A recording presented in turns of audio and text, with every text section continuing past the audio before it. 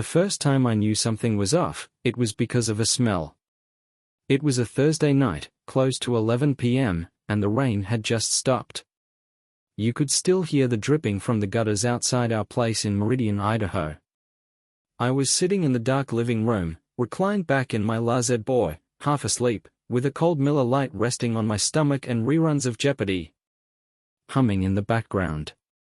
Cynthia, my wife of 24 years, walked in through the back door, kicked off her heels, and said, "Sorry I'm late."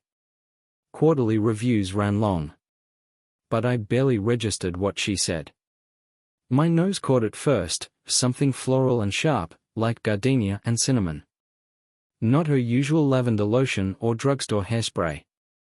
This was sexier, more deliberate. "You wearing new perfume?"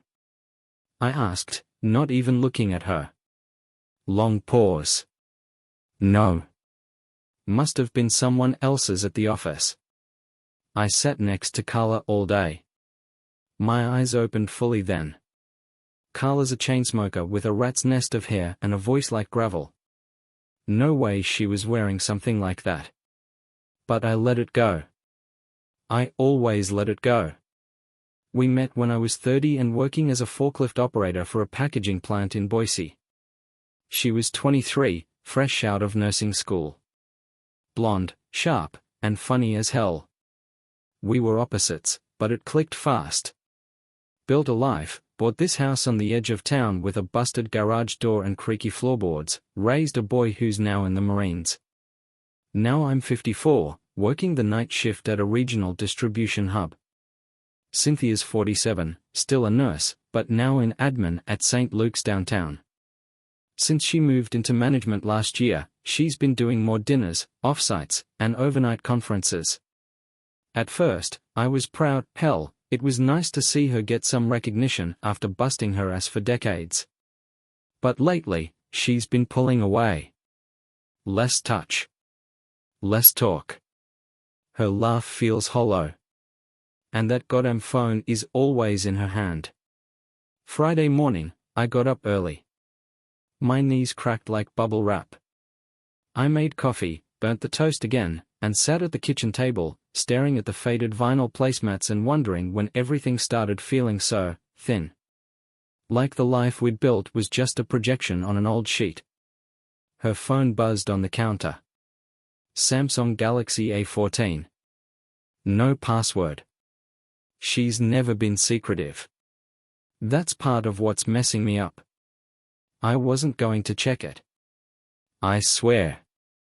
I stared at it for 10 minutes, gripping my chipped mug, heart thudding like I'd stolen something. Then I grabbed it. Messages. Nothing scandalous. Group chats, work reminders, appointment confirmations. Then I saw a name I didn't recognize, AJ, HR. One message, that story you told me last night, still smiling. Still smiling. At 10:52 p.m., right when she walked in the door. I put the phone down so fast it slid off the counter and hit the linoleum. My hands were clammy. I stared at it like it had bitten me. I didn't say anything. Not yet. What would I say? Who's Jay? She'd have a dozen plausible answers. And maybe it really was nothing. But my gut knew better.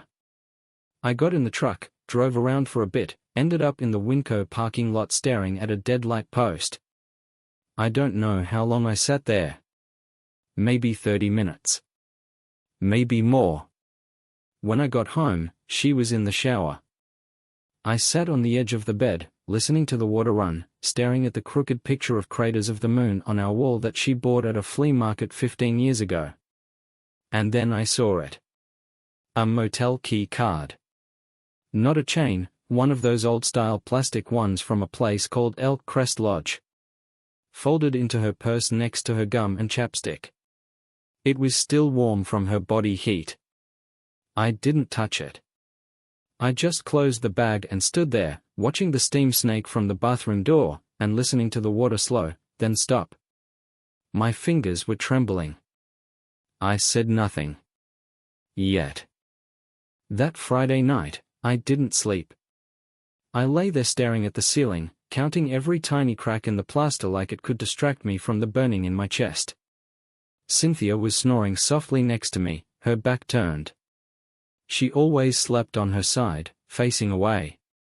I used to think it was just habit. Now it felt like distance. I kept thinking about the key card. Elk Crest Lodge. I googled it while she was brushing her teeth, an old roadside place off Highway 26, 20 minutes out toward Mountain Home. No spa. No conference rooms. Definitely not somewhere you'd hold a quarterly review or grab post-meeting drinks. I knew that stretch of road well, lonely, two-lane, with one gas station and a diner that hadn't updated its menu since 1983. And she had a key to a room. Saturday morning, I played it cool. I made French toast like I usually do on weekends, burnt around the edges, still gooey in the middle, just the way she hates it but pretends not to mind. We ate in silence. She looked tired, hair in a messy bun, still in her faded Northwest Nazarene hoodie. I asked, "Got anything going on today?" She blinked, mid-bite. "Just running errands. Might stop by Mom's." Right. Her mom's. A woman who barely remembers birthdays and thinks Fox News is a religion. I nodded. Cool. I might go hit the junkyard. See if I can find a new side mirror for the truck. Another lie. By 11:30, she was gone. I watched from the front window as her blue Kia pulled out of the driveway. She didn't even look back. I waited 10 minutes, then grabbed her purse. Same spot as before, under the bed, back right corner. The key card was still there. I stared at it a long time. My hands weren't shaking anymore. Just cold. I took a picture of it, slipped it back in place, then grabbed my jacket and keys. The drive out to Elk Crest was surreal. The sky was the color of wet cement, and wind was kicking up little twisters of dust and trash along the shoulder. I passed a couple semis and an old man riding a bicycle with a milk crate zip-tied to the back. Elk Crest was exactly what I expected. Beige stucco, faded red trim, neon vacancy sign buzzing weakly in the window. I parked in the far lot and sat there, engine idling. I didn't know what I was doing. What did I think I'd find? A clerk with a guilty look? A sign-in sheet? Maybe I just wanted to see the place. To feel it. Smell it. I went inside. The lobby was empty, smelled like pine sol and old carpet. A small TV was playing Wheel of Fortune on mute in the corner. A man in his 50s, balding, and wearing a Boise State sweatshirt, appeared from the back.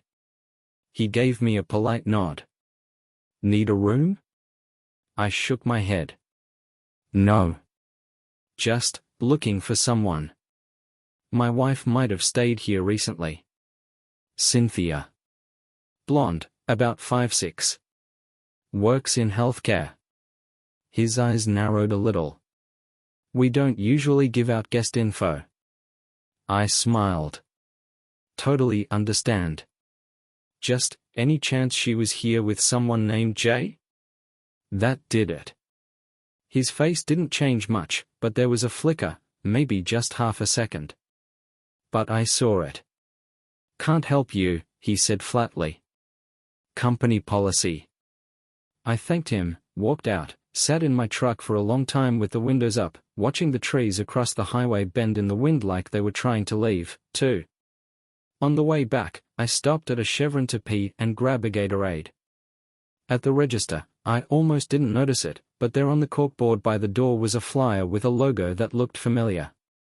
Pine Falls Behavioral Health Retreat, Couples Workshops, Emotional Reconnect Ion, Leadership Counseling. It clicked. Cynthia had mentioned it once, weeks ago. Said a few of the nurses were doing a leadership weekend there for team building. Mostly trust falls and name games, she'd laughed. Now I wondered if Jay from HR was one of those trust falls. Back home, I sat on the porch with a pack of Camels I hadn't touched since 2019. I don't even remember lighting the first one, but I smoked 3 before I realized what I was doing. At 3:48 p.m., her phone buzzed on the kitchen counter. She'd left it. I shouldn't have, but I did. I opened it. There were no new texts from Jay. No old ones either. All gone. But in the Notes app, there was something. Titled only with a single period. I tapped it. I know it was wrong. I know I crossed a line. But when he touched me, I felt something I hadn't felt in years. Not just sex, something warm. Like being wanted. Like being real. I'm sorry. I love my husband. But I needed to feel that I still existed. I read it 3 times. Then I locked the screen, put it back exactly where she left it, and walked into the bathroom. I looked at myself in the mirror. My face looked older. Saggier. Eyes dull. I hadn't shaved in 3 days. There was mustard on my shirt collar. I didn't cry. I didn't yell. I didn't break anything. I just stood there and thought, what the hell happened to us? And then, like a punch to the gut, I heard the front door open. She was home. Early. The sound of the front door creaking open hit me harder than I expected. It was soft, hesitant, like she wasn't sure if she should be home yet. I stayed in the bathroom, barely breathing, still staring at my own face. I hadn't even turned off the fan, it hummed overhead like a distraction I didn't ask for. My shirt stuck to my back. I could smell myself, old deodorant, coffee breath, 3 cigarettes. I looked like someone I wouldn't trust. Ty, she called out. I didn't answer. Just opened the door and walked into the hallway like a man about to walk into a courtroom. The house smelled like stale toast and pine sol from the morning, mixed with the faint trace of her shampoo. I hated how familiar it all was. She was standing by the kitchen island, holding a small plastic bag from Walgreens. 1 prescription, a bottle of Essie nail polish, and a Diet Coke. Her face looked normal. That's what messed with me the most. She didn't look guilty. Just tired. Just Cynthia. You home early, I said. My voice came out flat, like a radio turned to static. She glanced at me. Yeah, traffic was lighter than I thought. I nodded. No one said anything for a moment. The air between us was thick. She finally spoke. You okay? I almost laughed. I wanted to say, no. I'm not okay. I found a motel key in your bag. I read a note about how another man made you feel real. But instead, I said, fine. A beat. I stopped by Mom's. She's still watching those crime shows with the volume at full blast. Cool. She leaned against the counter, opening her Diet Coke with that little hiss. You went to the junkyard? I looked her dead in the eye. No. I drove out to Elk Crest Lodge. Her face froze. Like I'd slapped her across the face without lifting a finger. I saw the key in your purse, I said. She didn't speak. Just looked down at the bottle in her hand. Her knuckles went white. How long has it been going on? I asked. My voice wasn't angry. It was cold, flat. Like I'd run out of rage and only had ice left. It's not what you think, she started, voice cracking. Then tell me what it is. She didn't. She just stood there, mouth open, lips trembling, and I swear I could see her searching her brain for a way out, some version of the story that would make her look less like what she was. I met him during that workshop, she finally said. Jay. We started talking. He understood things about me. Things you haven't asked about in years.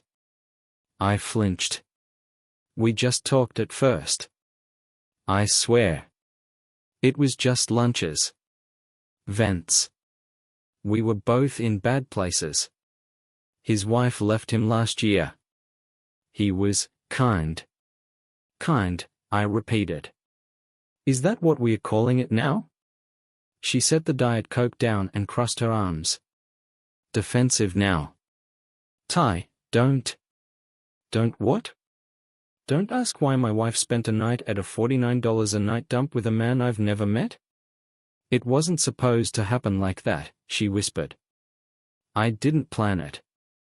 I slammed my fist on the counter. Not hard enough to break anything. Just loud enough to make her jump. Don't feed me that. You packed a bag. You drove there. You checked in. You wrote that note. You knew exactly what you were doing. She froze. You read it? Yeah. I read it. I saw her body collapse into itself a little. The way her shoulders sank. Like the last defense had been breached. Why, Cynthia? I asked. What the hell happened to us? She was crying now, but quietly. Not the dramatic sobs from movies. Real tears. Heavy. Shameful. She wiped her eyes with her sleeve. I felt invisible, she said. At work, I'm respected. I lead meetings. People listen to me. But at home? I'm just background noise. We don't talk. You fall asleep in the chair every night. We eat in silence. I stopped feeling like a woman. I stared at her. Every word hurt. Because deep down, I knew there was truth in it. But not enough truth to explain betrayal. I still loved you, she added. Even when it happened. That makes me a monster, I know, but I didn't stop loving you. I nodded slowly. You just stopped choosing me. Silence. She looked like she was going to say something else, but I held up a hand. I need space, I said. Go stay at Rachel's for a while. Her eyes widened. Ty, please. No. You don't get to beg now. She hesitated, then turned and went to pack a bag. I sat down in the La-Z-Boy. The house was quiet except for the ticking of the clock over the microwave and the low hum of the fridge. I could hear her moving upstairs. Zippers. Hangers. She didn't slam a door when she left. Just pulled it shut. That night, I sat outside with a blanket wrapped around me, even though it was barely 40 degrees.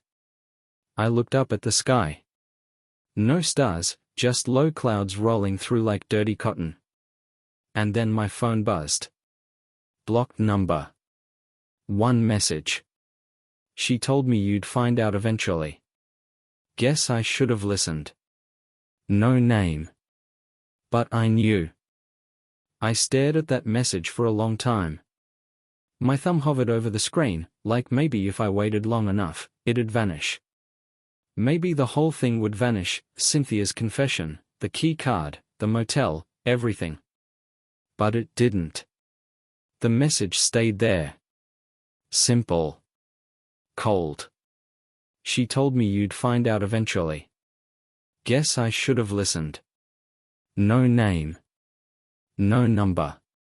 Just a block of text sitting there like a live wire. I didn't answer. What was I supposed to say?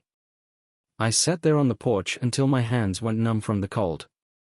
The blanket didn't help much, just a ratty thing we'd had since our son left for basic. My fingers trembled, but not from the weather. From whatever was happening to my life.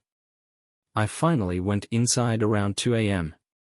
The couch creaked under me as I collapsed into it, still fully clothed, still gripping my phone like it might offer clarity. I left the lights off. I didn't want to see our wedding photo above the mantel or the little shelf where she kept ceramic birds from some trip to Cannon Beach. Every damn thing in the house reminded me of what used to be. By morning, I hadn't slept a minute. I poured old coffee into a chipped mug, nuked it, and sat at the table like a ghost. My back ached. My brain felt like someone had stuffed cotton in it. I kept thinking about the message. Who sent it? Jay? One of her friends? A stranger trying to stir the pot? My gut said it was him. And that meant something more had happened between them than a night in a cheap motel. You don't message a woman's husband unless you feel entitled. Or stupid. Or both. I opened Cynthia's phone again. I know I shouldn't have. But it was still on the counter, right where she'd left it. No lock. No passcode. She either trusted me too much or didn't care anymore. I dug through her texts, but it was clean. Too clean. No J. Not even under disguised names like Amy, HR, or work chat. No weird photos. No emails. Her inbox was dry as sand. But in her recently deleted messages, just 4 of them, there was one that stuck out. I can't keep doing this. He's getting suspicious. Please don't text me unless I say it's okay. It was dated 2 weeks ago. That lined up with the Elk Crest visit. I took a screenshot, texted it to myself, and set the phone down like it had burned me. By 10 a.m., I was pacing the kitchen. Couldn't sit still. I was halfway through my second cup of burnt coffee when I made a decision that still makes me feel like someone else. I called Jay. Or at least, I tried. I'd looked up the HR contact list from Cynthia's hospital, St. Luke's. It was public. I found a Jay Feldman. Regional HR partner. Mid-40s. Some charity 5K photo on the website. Balding. Forced smile. I found the office number, called it, and asked for him. I didn't give my name. "This is Jay," the voice said on the other end. Deep, smooth. Confident. I paused for just a second. My throat tightened. "You've been seeing my wife." Silence. Then a breath. Not sharp, not surprised. Just weary. "Tyler, right?" That stopped me cold. He knew my name. "You need to back off," I said. "Stay away from her. Don't text. Don't call. Don't even breathe in her direction." "I get it," he said, calm as hell. "You're angry. I would be too. You have no idea." He sighed. "She told me she was going to tell you." I didn't push for it. That's supposed to mean something? I'm not trying to hurt anyone. It wasn't planned. It just happened. I wanted to throw the phone across the room. I wanted to reach through the line and grab him by the throat. Instead, I clenched my jaw until my teeth hurt. "It ends now," I said. "Or I come down there. And I make it real personal." Another pause. "I'll stay away," he said. "But you should talk to her. Really talk." Click. That's it. No apology. No guilt. No begging. Just talk to her. Like I hadn't already spent the last few days talking to a ghost of a woman I used to know. I stood there, phone still in my hand, breathing hard. My heart was pounding like I'd just sprinted uphill. I didn't know what to do next. So I called someone I hadn't talked to in over a year. My brother, Rob. We'd had a falling out after our dad's funeral. Words were said. Beer was thrown. But at that moment, I didn't care. I needed someone who knew me before all this. He answered on the third ring. "Ty?" "Yeah." Long silence. "You okay?" "No." Another pause. You want to talk about it? Not over the phone. I'm home all day. I grabbed my jacket, keys, and walked out the door without looking back. As I pulled out of the driveway, I glanced at the mailbox.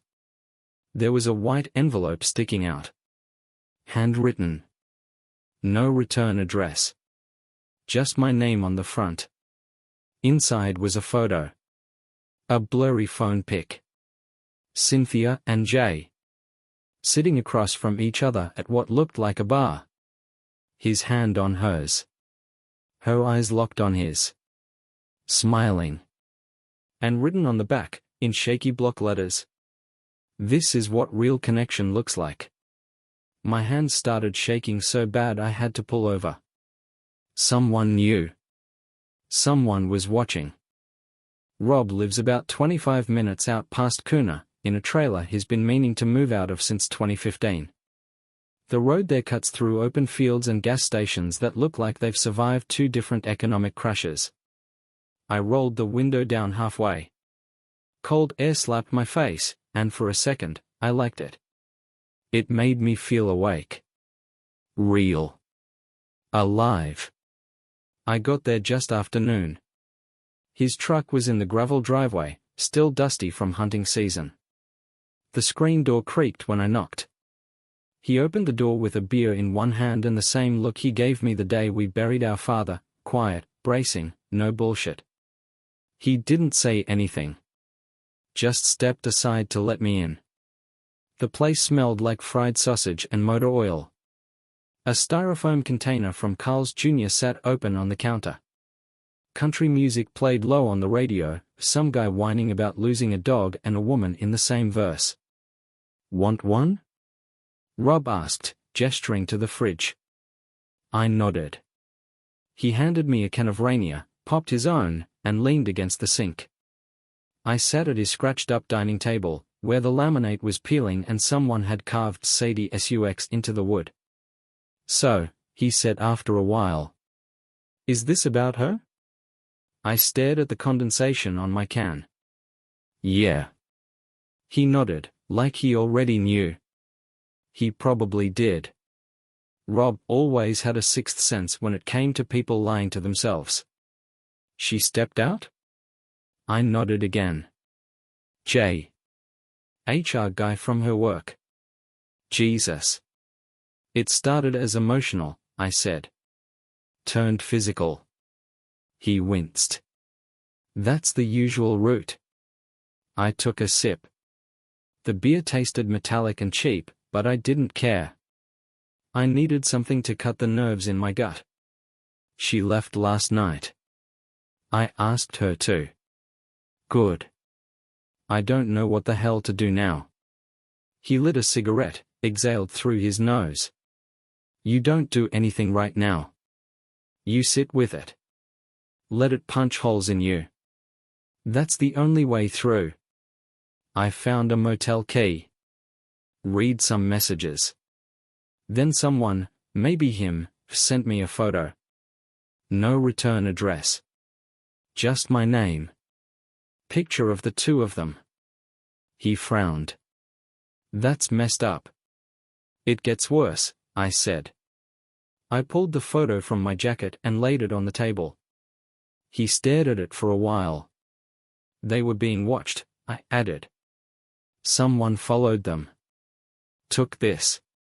He tapped the edge of the photo. This wasn't taken in secret. They knew. Look at her smile. Look at his hand. I didn't need to. I'd memoized every inch of it already. Whoever sent it, why do that? I asked. Why me? Rob shrugged. Could be a warning. Could be guilt. Could be someone else she hurt. Or maybe he's done this before. My stomach twisted. That thought hadn't even occurred to me. Maybe he's the type, Rob said. The kind who gets off on destroying people. Great. We sat there in silence for a while. The clock on the microwave blinked 12:08 even though it was well past 1 o'clock. A dog barked somewhere in the distance. My phone vibrated in my pocket, and for a second, I didn't want to look. But I did. Cynthia. Can we talk? That was all it said. I didn't answer. Just turned the phone face down. You gonna meet her? Rob asked. I don't know. Don't go if you're not ready, he said. Or if it's just gonna rip you open more. I feel like I already bled out. Not yet, he said. Trust me. That part comes later. I laughed, even though nothing was funny. You ever think we were just built for pain? Rob took a long drag. No. But we sure learned how to carry it.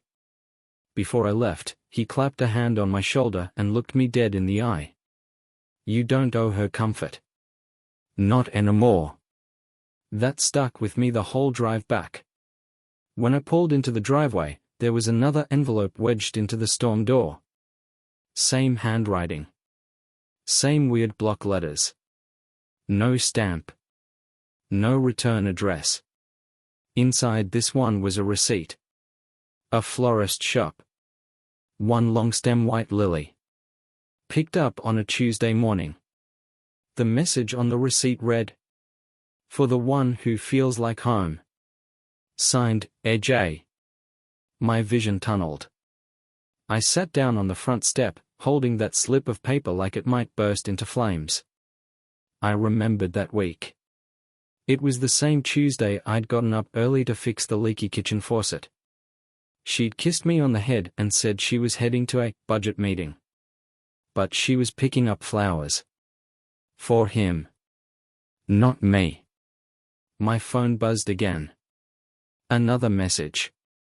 This one from an unknown number. You should check the glove compartment in her car. That's it. Nothing else. I looked toward the garage. The Kia sat there, silent. Still parked crooked like she always left it. I stood up, walked over, and opened the driver's door.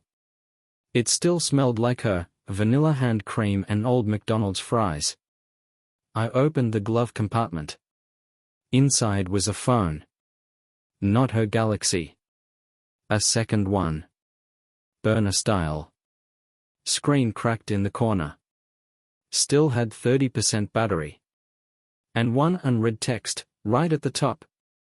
Missed you this week. The way you laugh. The way you taste. I stood there, holding the phone, the whole garage spinning around me. Then the garage light flickered once and went out. I didn't move for at least a minute. Just stood there in the dark, holding the second phone, feeling the cold air creep through the cracks in the garage walls. The silence was deep. Not peaceful. Not calming. It was the kind that swells in your ears, fills your chest, and makes your hands go numb. I backed out of the car slowly, like I was afraid the phone might explode. The screen dimmed after a few seconds, and the last message, the one about how she tasted, burned into my memory like a brand.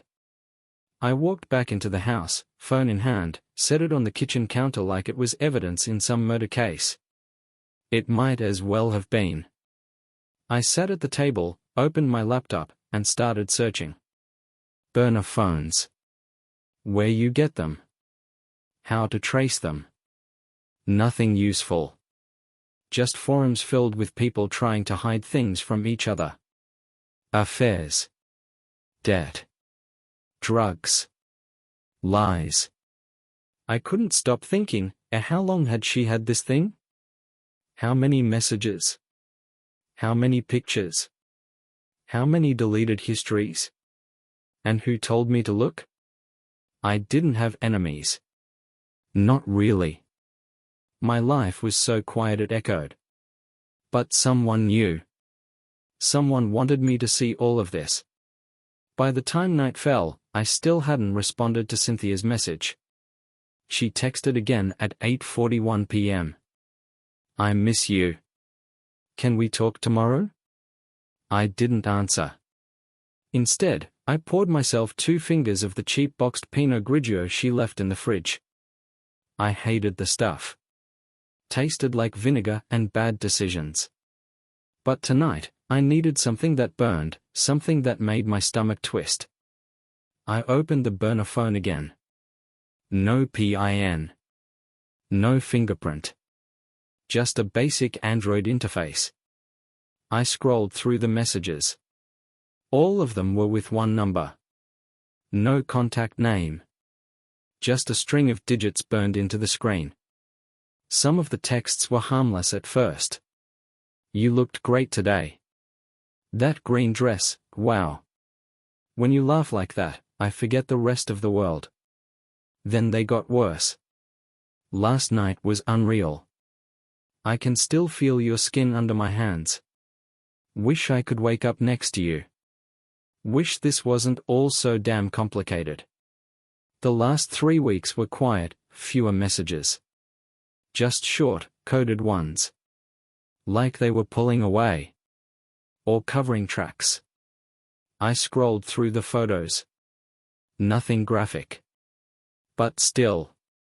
A selfie of her in our bedroom, lips pursed. He must have asked for it. A picture of her hand, holding a motel key, same design as elk crest. One blurry shot of them in a parking lot. He was touching her back. She was leaning in. I stopped breathing. I closed the phone, shoved it in the junk drawer under expired coupons and rubber bands. I needed air. I threw on a hoodie, one of those faded Walmart ones I've had since forever, and walked outside. The air smelled like wet pine and someone's cheap wood-burning stove down the street. Dogs barked somewhere, sharp and angry. The sky was low, full of clouds that looked like bruises. I walked without thinking, just kept going past the mailbox, past the cracked sidewalk, past the yellow streetlight that buzzed and blinked every other second. And that's when I saw him. Jay. Parked 2 blocks down in a silver Toyota Camry. Just sitting there. I knew his face from the St. Luke's website, but it still hit me like a punch to the chest. Seeing him in real life. Solid. Real. Breathing the same air as me. He was watching the house. Watching me. My fists clenched at my sides. He looked up from his phone and froze. I kept walking. Didn't change pace. Just walked straight toward him like a freight train. He started the car. Coward. Pulled away fast, tires crunching on loose gravel. Didn't even look back. I stood there in the middle of the street, heart pounding so hard I thought I might drop. My legs felt like they were filled with cement. My hands trembled. He knew I knew. And he was still circling. Watching. Waiting. For what? I turned and walked home. I didn't go inside right away. Just sat on the front step, stared at the empty space where his car had been. Then my phone buzzed. Unknown number again. He shouldn't have come. I didn't tell him to. Another message followed seconds later. He's losing control. Be careful. I stared at the screen, a slow chill crawling up my back. This wasn't Cynthia. This wasn't Jay. This was someone else. Someone inside the mess. Someone watching both of them. I texted back. Who are you? No reply. I waited 5 minutes. 10. Nothing. Just silence. And then a final buzz. Meet me tomorrow. 3 p.m. Pioneer Park. Bring the phone. I didn't sleep that night. Not a minute. By the time 3 p.m. rolled around, I'd already changed shirts twice and shaved 3 times. I kept nicking the same spot under my chin. Still bleeding when I left the house. The burner phone was in my coat pocket, wrapped in a grocery bag like contraband. I couldn't believe I was doing this, walking into some park to meet a stranger who knew more about my marriage than I did. Pioneer Park was quiet for a Saturday. Cloudy sky, no wind, just that eerie kind of stillness like the whole world was holding its breath. A couple teenagers were throwing a frisbee near the basketball court. An old man sat feeding birds under a pine tree. No one looked suspicious. I scanned every bench, every parked car. Then I saw her. Late 20s, maybe early 30s. Brown hoodie, aviator sunglasses, sitting alone near the tennis courts with a coffee cup and a thick notebook in her lap. She looked up, met my eyes, and gave a small nod. I walked over slowly, heart pounding so loud I could feel it in my ears. "You sent the messages?" I asked. She didn't answer right away. Just pointed to the bench beside her. Saturday. Up close, she looked tired. Pretty in a quiet way. No makeup. Hands fidgeting around the coffee lid. "You Tyler," she said. "Right?" "Yeah. I'm Elise." We sat in silence for a second. Then she said it. "I used to date Jay." My stomach flipped. "What?" "We were together for about a year. Ended things last spring. He's charming, you know. Gentle at first. Thoughtful. But then things got manipulative. I didn't move. Just stared at her. He lies easy," she continued. "Always has. It's like breathing for him." I could feel my jaw tightening. "Why are you telling me this?" She reached into her notebook, pulled out a folded piece of paper. Handed it to me. I opened it. Printed emails. Screenshots. One showed Jay booking 2 different rooms at the Elk Crest on the same day, one under his name, one under a fake alias. Another showed an invoice from a flower shop. 2 different orders. One for Cynthia. One for someone named Alicia, with a note that read, "A Tuesday was perfect. Can't wait for Thursday." I couldn't speak. My hands were shaking again. Elise kept going. "He juggles women like it's a game. He picks the vulnerable ones. Married women. Divorced women. Women who tell him they feel stuck. Makes them feel seen, then uses that trust. He's good at it." I swallowed hard. "You said you dated him. So why help me?" She looked down, ashamed. "Because I was like your wife. I was the other woman or once, too. When he was still with someone else. And I believed everything he told me." Her voice cracked a little, and she turned her head like she didn't want me to see the emotion creeping up. "I only found out because he left his phone unlocked. Same way you did. Same pain." I stared at the emails. My brain couldn't keep up with the rage boiling under my skin. "So this guy, he's done this multiple times?" She nodded. "More than you think." I laughed bitterly. Jesus Christ. I don't know what Cynthia told you. I'm sure she thinks it was special. Unique. But to Jay? It was Tuesday. I rubbed my eyes. The air felt thick, like it was pressing down on me. "Why warn me?" I asked. "Why now?" "Because I saw your address. On one of the receipts. And I knew what it meant. I didn't want to be part of the pattern anymore." I looked up at her. She meant it. I could tell. "Thanks," I said quietly. She stood, slipped the coffee lid back on, and gave me one last look. "You should tell her. All of it. Before he flips the story." Then she walked away. I sat there for a while, gripping the emails like they were the last stable thing in my world. At 5:11 p.m., Cynthia texted me again. Ty? I think I really messed up. Please talk to me. I didn't respond.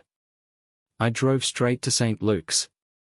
I waited in the hospital parking lot until I saw her walk out with a coworker. She looked tired, her hair pulled back, face pale.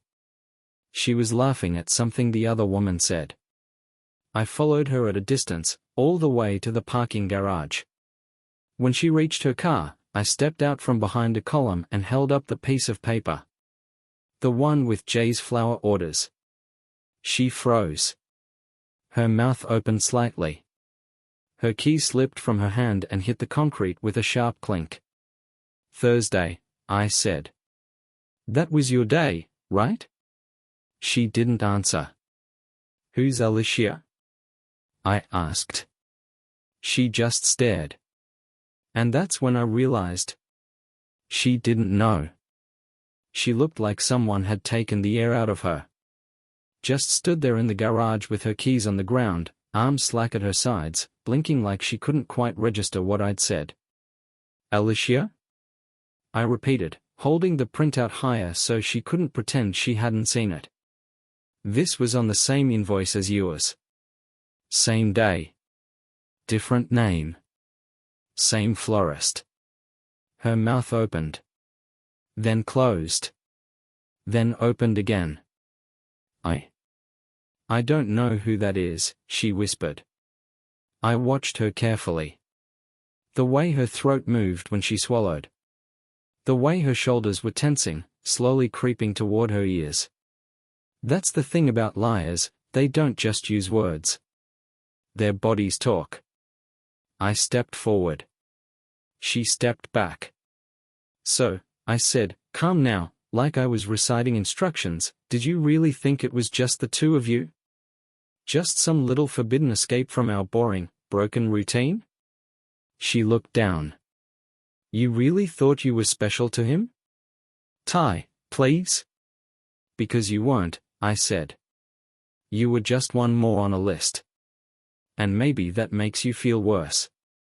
I hope it does. Her face changed then. Not anger.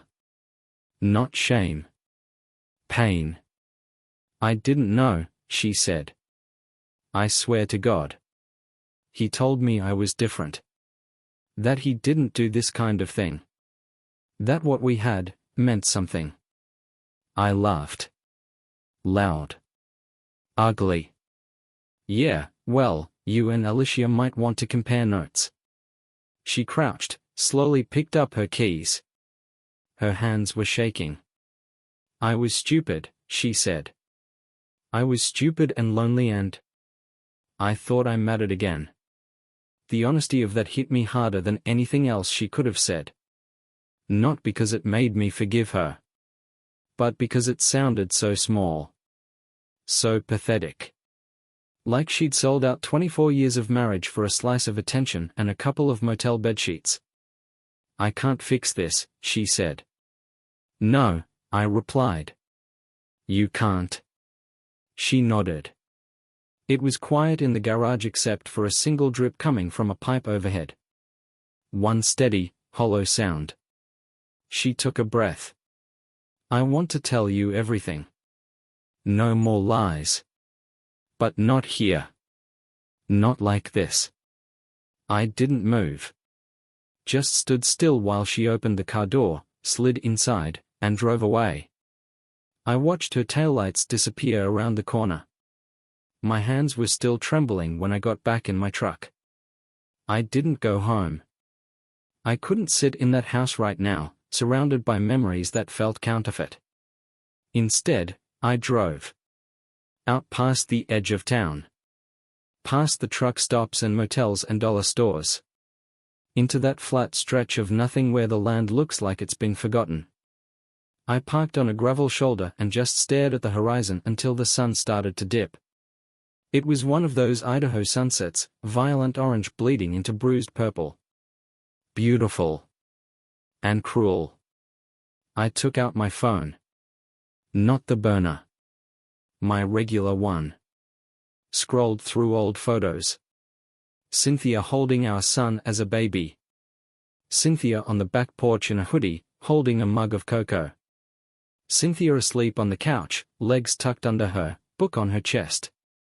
They all looked like a stranger now. I wanted to hate her. I thought I did. But underneath the anger was something worse. Loss. Like someone had taken a page out of my life and written over it with lies. I was about to turn off the phone when another text came through. Unknown number. He's already covering his tracks. You should see this. A second later, an image arrived. It was a screenshot. J. His personal Facebook. The post was from 1 hour ago. A smiling photo of him and Cynthia, taken from the shoulders up, angled like a selfie but clearly staged. Maybe from one of their trips to the lodge. She looked flushed, laughing. He had his arm around her. The caption read, "Hard to find real connection in this world. But sometimes, the heart knows what it wants." Below it were 14 likes and a few comments, mostly from co-workers. "You guys look so happy. Didn't know you two were a thing. So cute." I stared at it for a long time. Then I clicked on the comments. One from Alicia Timmons. "Wow. So this is what betrayal looks like." I didn't even realize I was clenching my jaw until I tasted blood from biting the inside of my cheek. Jay hadn't just lied to Cynthia. He'd lied to all of them. And now, he was proud of it. Showing it off like a trophy. I knew what I had to do next. Not for her. Not even for me. But for the damn truth. I picked up the burner phone from the glove compartment, opened the last text from him, and copied his number. I opened Facebook, clicked Forgot Password, and typed in the number. A security prompt popped up. "We'll send a code to this number." I hit send. A text buzzed on the burner 5 seconds later. It was working. And that was the moment I realized. If Jay wanted to play games, he picked the wrong husband. The code came in just like I hoped. 6 digits. Plain and cold. I typed it in. Suddenly, I was inside Jay's Facebook account. No password. No security question. Just an open door. He tied the burner number to his account. That was his mistake. I didn't touch anything right away. I just scrolled through his private messages. I wasn't even sure what I was looking for, some kind of confirmation? A smoking gun? But every part of me wanted to know what kind of man could fake intimacy so well and leave this kind of wreckage in his wake. He messaged 3 women regularly. Cynthia. Alicia. And someone named Brianna. I felt a cold ripple go down my spine. I clicked on Brianna's thread. The last message was 2 days ago. "Can't wait for next weekend. You always smell like rain." Jesus Christ. I went back through the history. Same patterns. Warm-ups. Flattery. Vulnerability. Promises of something real. The same phrases repeated like a script he'd memoized. Cynthia, you make me feel alive again. Alicia, and when I'm with you, I forget my mistakes. Brianna, you the first person who listens. I felt sick. He was recycling emotional manipulation like it was content for a newsletter. Nothing was sacred. No moment unique. He even saved a few photos. Cynthia at that lodge, in a white t-shirt, bare legs under the covers. A picture of Alicia in front of some fountain. Brianna smiling at a wine bar. Every image was framed the same. Like he collected them. I leaned back in my truck seat and let out a breath I didn't realize I'd been holding. I wasn't sure if I was more disgusted with him, or with myself for not seeing any of it sooner. But I had what I needed. I took screenshots. Every message, every name, every photo. Sent them to myself. Then I logged out. Didn't change the password. Didn't delete anything. Just let it sit there like a ticking bomb in his pocket. I drove home slow, thinking.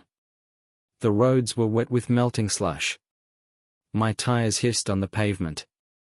Windshield wipers dragged back and forth like an old man's cough. The streetlights flicked on one by one, soft orange halos in the gloom. By the time I walked in the door, the house felt still. Not peaceful. More like hollow. There was a note on the kitchen counter. Ty, I'll be back tomorrow around noon. Please don't throw my stuff out. Let's talk. See. I stared at the handwriting. Same looped YS. Same tiny hearts over her lowercase eyes. She still dotted her eyes like a teenager. And I suddenly hated that. I set the burner phone on the counter next to her note, like I was staging a crime scene. Then I pulled out my laptop. I opened a new email. Addressed it to myself. BCC'd Alicia. And Brianna. And Cynthia's boss. And Jay's. The subject line? Patterns. I attached everything. Screenshots of every woman. The flower receipts. The motel bookings. The Facebook messages. And then I wrote. If you're receiving this, it's because Jay Feldman has told you that you are the only one. He is lying. You deserve to know who you're dealing with. This isn't about revenge. It's about truth. I hovered my mouse over the send button for a long time. Then I clicked it. It felt like silence afterward. Not relief. Not satisfaction. Just quiet. I sat at the kitchen table, staring at the scratched surface, the ugly placemats we kept using because neither of us cared enough to buy new ones. I didn't know what Cynthia would say when she saw it. Maybe she'd scream. Maybe she'd beg. Maybe she'd say nothing at all. But I was done wondering. Done guessing. Done hoping she'd come clean on her own. At 11:23 p.m., my phone buzzed. Not a message. A call. Blocked number. I answered without thinking. Hello? The voice on the other end was female. Tight. Controlled. You just destroyed him, she said. He's already been pulled into a disciplinary meeting. Everyone saw the email. I sat up straighter. Who is this? A friend, she said. Let's just say. I owed you one. Before I could ask anything else, she hung up. I stared at the phone like it might spit out a clue. Who was she? Alicia? Brianna? Someone else entirely? Did it even matter?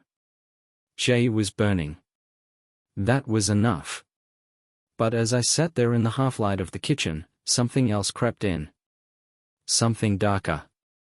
It wasn't just Jay who'd betrayed me. Cynthia let it happen. She believed every word he fed her.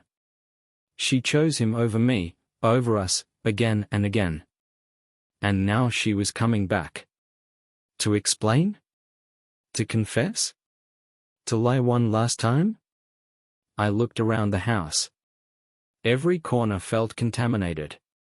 Every photo, every chair, every drawer. I stood, grabbed the trash bags from under the sink, and started packing. Her makeup. Her lotions. Her curling iron. Her robe. All of it. Gone. By the time I finished, it was just after 2 a.m. The front hallway was lined with black bags. And on top of the one in the center, I placed the burner phone. Screen still cracked. One last message still open. Can't wait for next weekend. I left it there. Then I went upstairs and locked the bedroom door behind me. I woke to the sound of tires crunching the driveway. My phone said 11:42 a.m. I'd only gotten a few hours of sleep, if you could call it that. More like closing my eyes while my brain chewed itself up in the dark. I sat up slowly. The room felt stale. I hadn't opened a window in days. The air smelled like old sweat and carpet cleaner. Outside, the sky was flat and white, a ceiling of clouds pressing down. Cold light filled the hallway as I came downstairs. She was already at the door. Cynthia. Hair down, coat unzipped, eyes tired. She was holding a tote bag and a coffee from Dutch Brothers. The sight of her in our entryway made my stomach twist. Like watching a ghost walk back into a life it didn't belong to anymore. She knocked once, even though I was already looking at her through the window. I opened the door without saying a word. She hesitated before stepping inside. Her eyes immediately landed on the black trash bags lined up like a funeral procession. "You packed my things." "I didn't think we'd be dragging this out," I said. She didn't respond. Just walked in slowly, her boots clicking against the floor. The silence stretched. "I want to explain," she said. "I don't need explanations. I've got screenshots." Her mouth tightened. She looked down at her coffee, then back up at me. "I didn't know about the others." "You didn't want to know," I said. "That's not fair." "No, Cynthia. What's not fair is finding out your wife has a burner phone hidden in the glove box. What's not fair is realizing the man she swore was just a friend was juggling her and two other women like a cheap act." She flinched. "I didn't plan this." "Stop saying that. You planned the motel. You planned the flowers. You planned the lies. You didn't just trip and fall into someone else's bed." She took a breath like she was about to speak, then let it out and said nothing. I walked into the kitchen, not because I wanted to turn my back on her, but because I had to. If I kept looking at her face, I might say something I couldn't take back. She followed me in. "Did you send the email?" she asked quietly. I turned to face her. "Yes." "To everyone?" "To the people who deserved the truth." She sat down at the table like she'd been hit. Set her coffee down too hard. Some of it sloshed out onto her sleeve. "My boss called me this morning," she said. "Jay's under investigation. Ours involved. His other women are furious." "Good." She shook her head. "I didn't want to hurt anyone." "Then you shouldn't have slept with a man who treats people like disposable Kleenex." Tears welled up in her eyes, but I didn't look away. I wasn't going to comfort her. Not anymore. She wiped at her face with the cuff of her coat. "Ty? I don't know how I got here. I swear to God, I never wanted this." "That's the thing," I said. "You did. You wanted to feel wanted. And he gave you that. And you threw me away in the process." Her voice cracked. "I didn't throw you away. You did. Every time you snuck out. Every time you let him touch you. Every time you lied and came home with that perfume on your neck like I was too stupid to notice." Her shoulders shook. She covered her mouth with one hand. I walked past her and grabbed the burner phone off the top trash bag. I tossed it onto the table in front of her. "Read the last message." She hesitated, then picked it up. "Read the screen." Her lips moved as she whispered the words. "Can't wait for next weekend." I watched her face crumble. "I didn't know he sent that." "You didn't know a lot." She set the phone down gently, like it was radioactive. "I'm sorry," she whispered. "I know it doesn't fix anything. I know I hurt you in a way I can't take back." I stared at her for a long time. I don't know what you expected walking in here, I said. Some tearful reconciliation? Some monologue where I magically forgive you because you feel guilty? No, she said quickly. I just needed to face it. Not hide anymore. I needed you to see me say it out loud. Say what? That I destroyed us. She stood. Pulled her coat tighter around herself. Her eyes met mine. I'll go, she said. You can keep everything. The house. The car. I just want the pictures of our son. I nodded. They are in the bottom drawer of the hutch. I didn't pack them. She walked slowly to the drawer, pulled out the stack of photos, birthdays, vacations, Christmas mornings, and held them against her chest. Then she looked back at me one last time. I loved you, she said. Even when I forgot how. Then she left. The door clicked behind her like the end of a chapter. And I just stood there, not feeling victory. Not even relief. Just empty. Like someone had scooped out everything I used to be and left the shell standing in the kitchen. It would be 3 days before I heard her name again. And it wouldn't come from her. I didn't leave the house for 3 days. Didn't shave. Didn't cook. Barely moved. The fridge buzzed and clicked like it was trying to fill the silence. My recliner creaked every time I shifted, and the TV ran the same rotation of commercials until the volume became just background noise. I couldn't even make myself throw out the trash bags. They sat in the front hallway like gravestones. Her lotion. Her shirts. That ugly bathrobe she loved. Her books. The worn slippers with the stitching coming undone. I left it all untouched. On the third morning, I found myself scrubbing the bathroom floor at 6 a.m. I don't know why. The tiles weren't even dirty. I guess I just needed to do something. It was still dark out. The smell of bleach clung to my hoodie. My knees hurt from crouching too long. The doorbell rang. At first, I thought I imagined it. Nobody came by unannounced. Not since we stopped hosting barbecues and the neighbors got divorced. But it rang again. I stood slowly, wiped my hands on a towel, and walked to the door. Through the peephole, I saw a man in a blue windbreaker and khakis. Holding a manila envelope. Middle-aged. Clean-shaven. Wire-rimmed glasses. Government issue, through and through. I opened the door but didn't say anything. Tyler Garrison, he asked. Who's asking? Detective Wallace. Boise PD. I frowned. What's this about? He held up the envelope. Need a minute of your time. Regarding Jay Feldman. My stomach tightened. What about him? Can I come in? I hesitated. My house was still wrecked. But something about his tone made me step aside. He walked in like he'd done it 1,000 times before. Sat at the kitchen table without being asked. Set the envelope down. Tapped it once. Mr. Feldman filed a harassment report. Claims you hacked into his Facebook account.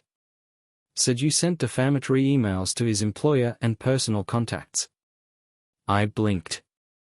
Defamatory? Everything in those emails was true. He nodded. Not saying it wasn't. But his pressing charges. I leaned against the counter. So what, he cheats on half the women in this city, but I'm the criminal for exposing it? I'm not here to make moral judgments, Wallace said.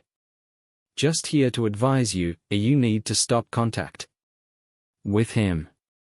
With his associates. No more emails, no more screenshots, no more burner phones. I narrowed my eyes. He told you about the burner? Wallace gave a slow, neutral shrug. He mentioned some were tampering. Claimed it was planted. We don't know what's real and what's not.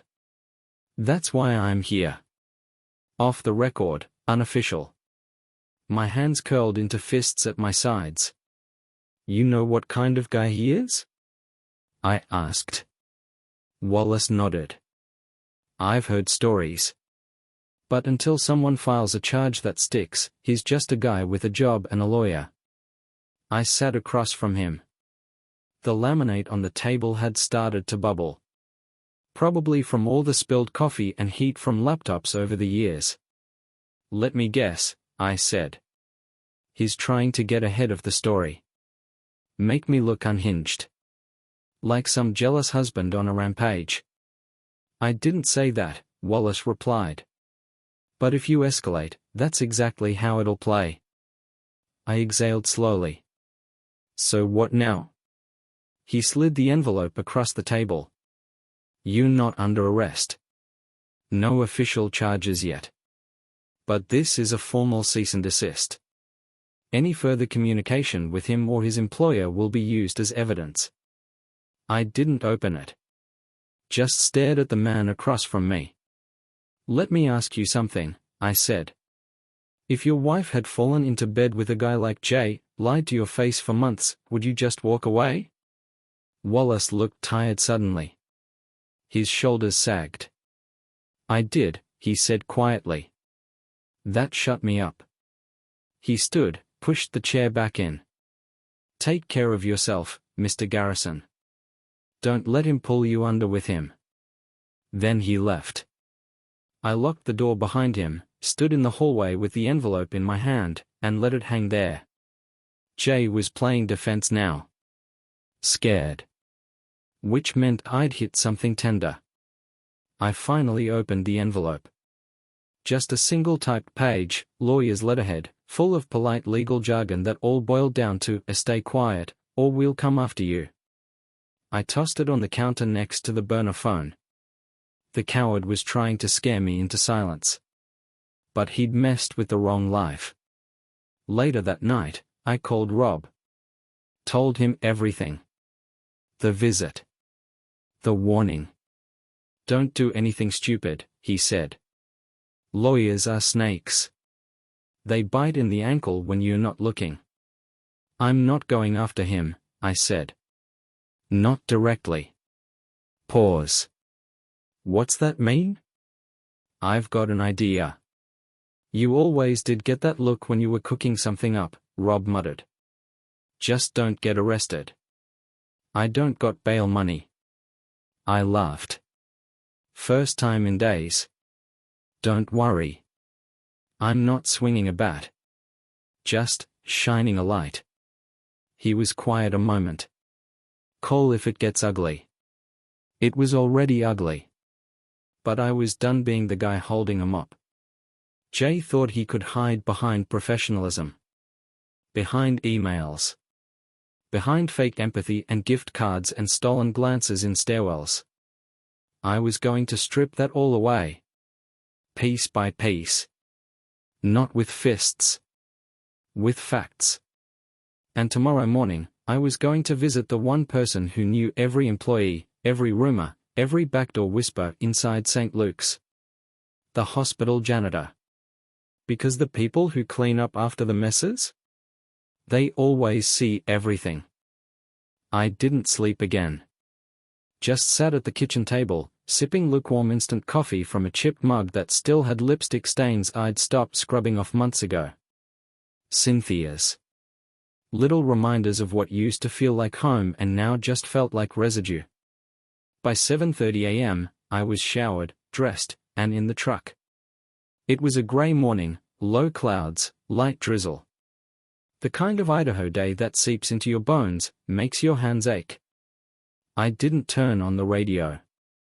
Didn't want noise. Just the quiet hum of tires on wet pavement and the occasional slap of the wipers. St. Luke's wasn't far. I parked in the visitor's lot and walked around the back where the dumpsters were. My boots splashed through puddles, and the air reeked of disinfectant, wet cardboard, and that faint metallic smell hospitals always seem to carry. I waited by the service door until 8:10, just like Rob told me. and right on time, he came out. Old guy. Maybe late 60s. Slender build, a bit hunched, wearing a faded Carhartt jacket and a badge that said Doug Environmental Services. He lit a cigarette, cupping his hand against the drizzle, eyes squinting under a weathered ball cap. I approached slowly, hands out of my pockets. "Morning," I said. He glanced up. "You lost?" "No," I said. "I'm looking for some truth." He raised an eyebrow. Took a drag.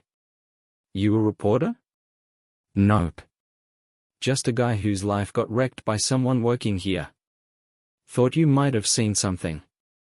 "Depends," he said. "On who? And what?" I pulled out my wallet, flipped it open, and slid a 20 into his hand. He looked at it, tucked it in his jacket without blinking.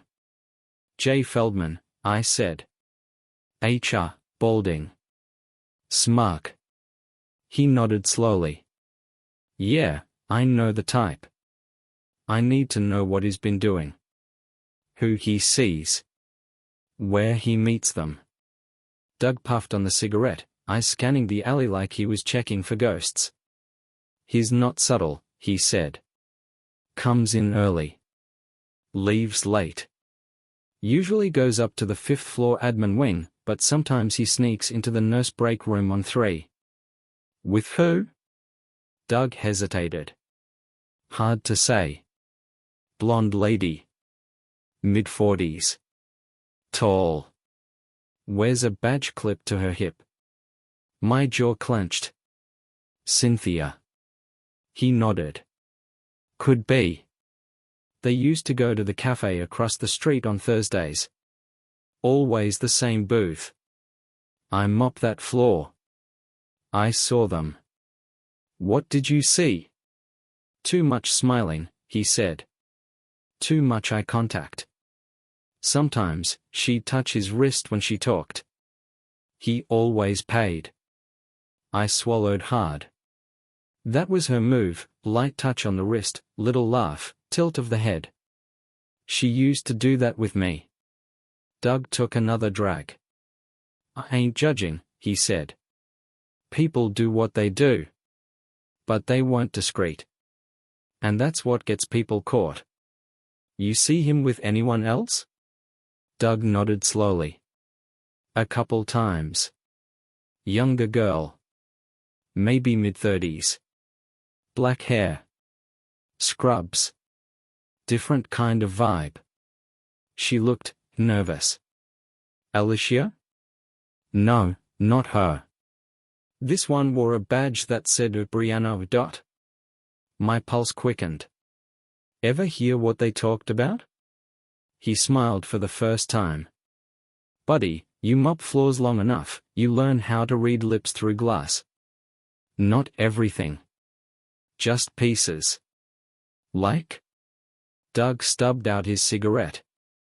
"Last time I saw them, Brianna and Jay, she was crying. He kept saying, 'Oh, trust me, and they won't find out.' She said something like, 'I can't do this anymore.' Left in a hurry. That was last week. So it hadn't ended. Or maybe it never really began. Just cycles. Rinse, repeat." Doug looked at me. "You looking to expose him?" "Already did." He smiled again. "Good." I handed him another 20. "For your time." He took it, nodded, and turned back toward the building. I stood there alone, the rain picking up into a steady drizzle. Everything smelled like wet asphalt and burnt coffee from the nearby loading dock. Back in the truck, I opened my phone and pulled up Brianna's name again. Her number had come from Jay's inbox, and I hadn't used it yet. I didn't want to. But now I had to. I texted. "Brianna, I know we haven't met. I'm Tyler Garrison. You've probably heard about the email. I don't want to hurt you. I just want to talk. Please." I hit send. 5 minutes. No reply. 10. I started the truck, pulling out of the lot when the phone buzzed. Meet me tonight. 7 p.m. Back table at Miller's Tavern. Come alone. No punctuation. I stared at the message. Not a maybe. Not a question. It read like someone who had things to say, and had been holding them in for too long. I texted back one word. Okay. Then I pulled into a car wash and sat there, watching the suds crawl down my windshield like soap-stained ghosts, wondering what the hell Brianna was about to tell me. And more importantly, what it would cost her to say it. Miller's Tavern sat on the edge of an old strip mall, wedged between a pawn shop and a vape store that had gone out of business mid-COVID and never reopened. The sign flickered weakly in the drizzle, the red neon casting a faint glow on the wet parking lot. I'd been here once, years ago, when Cynthia's cousin got too drunk at a funeral reception and punched a jukebox. The place hadn't changed much. Inside, it smelled like fryer grease, spilled beer, and whatever cleaning product they used on the tables that always left your forearms sticky. Low lighting. Country music humming from a wall-mounted speaker. Some guy in a John Deere cap watching basketball alone at the bar. I found her in the back booth. Same as she'd said. Brianna. Mid-30s. Long black hair tied in a low ponytail, hoodie pulled tight over her frame like armor. Her face was pale, tired, but alert. Her hands were wrapped around a water glass she hadn't touched. On the table in front of her was a half-empty bottle of Miller Lite. I slid into the booth across from her. Neither of us said anything for a moment. Finally, she spoke. You don't look how I pictured you. I raised an eyebrow. That good or bad? She shrugged. Just, not what I expected. We sat there for a beat. The waitress came by, dropped a laminated menu, but I waved it off. I wasn't here for food. Thanks for meeting me, I said. Brianna nodded, but her eyes were already scanning the room behind me. Like she was watching for someone. Or trying not to be seen. You don't need to be nervous, I said quietly. You don't know him, she replied. I know enough. She leaned back, still gripping her glass. You think he only hurt you? I didn't answer. I didn't need to. She already knew the answer. He told me his wife had left him, she said. Said he was healing. Said I helped him believe again. I was stupid. I let it go on too long. How long? 8 months. Give or take. That hit me in the chest. Did you know about Cynthia? I asked. She winced. Not at first. Then, one night, I saw a text come in while we were in his car. Missing you already. Same time next week? She looked down at her hands. I asked. He said it was old. Just some woman from work who caught feelings. Said he was trying to let her down easy. I let out a breath. Bitter. He said the same thing about you. She smiled, but it was hollow. Figures. We both sat there a while. The waitress brought another round, left us alone. I got your email, Brianna said finally. Didn't open it until this morning. I was scared too. But once I saw Alicia's name on the thread, I knew. I nodded. He lied to all of us. No, she said softly. He stuttered us. He knew exactly what each of us needed to hear. That's worse. The jukebox in the corner changed songs. Something twangy and desperate. Brianna leaned in. You know what really gets me? He made me feel like I was the one chasing him. Like I was lucky he had time for me. My chest tightened. That's his thing, I said. Makes women think they're making the choice. When really, he's pulling the strings. I wanted to believe it, she whispered. He'd say, "You're not like the others." He said it all the time. And I wanted that to be true. Because I was tired. I was tired of coming home to no one. Tired of being invisible. Her voice cracked, and she turned her head like she needed a second. I didn't say anything. Just let her have it. After a moment, she continued. "You're not crazy, Tyler. What he did, what he does, it's not just cheating. It's predatory. And no one at that hospital wants to touch it. They are afraid of lawsuits. Of PR. Of making the wrong move. You think they'll cover for him? They already are," she said. HR called me in this morning. Said my communication boundaries had become a concern. I'm on unpaid leave. I clenched my fists under the table. They are protecting him. Yeah. We sat in silence again. The only sound was the buzz of a neon sign and the clink of a fork on a plate 2 booths away. "I want to help you," she said. "But you need to understand, he's careful. Everything he does is off the record. No emails. No texts unless it's from a burner. He deletes everything." "I've got screenshots," I said. "And a burner phone." Her eyes lit up. "His?" "No. Cynthia's. But he used it." "That's big," she said. "He's been getting away with this for years. If you've got proof, real proof, then you've got leverage." I nodded slowly. "So what do we do?" She reached into her bag and pulled out a small, black flash drive. Slid it across the table. "Security footage," she said. "From the 3rd floor supply closet. Tuesday night, 2 weeks ago. Him and your wife.